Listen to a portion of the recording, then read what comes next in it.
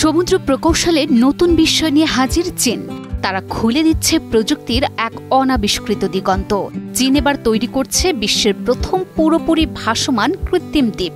হ্যাঁ, ঠিক শুনেছেন, যে দ্বীপ মাটির সঙ্গে বাঁধা নয়, যে দ্বীপ সাগরের বুকে ভেসে থাকবে, যাকে ইচ্ছে করলে এক জায়গা থেকে আরেক জায়গায় সরিয়ে নেওয়া যাবে। দক্ষিণ চীন সাগরের বুকে নির্মাণাধীন এই দ্বীপটি এতটাই অবিশ্বাস্যভাবে শক্তিশালী, এতটাই অত্যাধুনিক প্রযুক্তিতে মোড়া যে বিশেষজ্ঞরা বলছেন সাধারণ পরমাণু বোমা দিয়েও এর কিছু হবে না। চীন আবারও প্রমাণ করল অসম্ভব শব্দটি তাদের অভিধানে নেই। দেশটি তৈরি করছে এক কৃত্রিম ভাসমান দ্বীপ, যা নাকি পরমাণু বিস্ফোরণের প্রচণ্ড ধাক্কাও সামলে নিতে পারবে অনায়াসে। এই দ্বীপটির অফিসিয়াল নাম deep sea all weather resident floating research facility. এটি মূলত চীনের গভীর সমুদ্র ভাসমান মোবাইল দ্বীপ।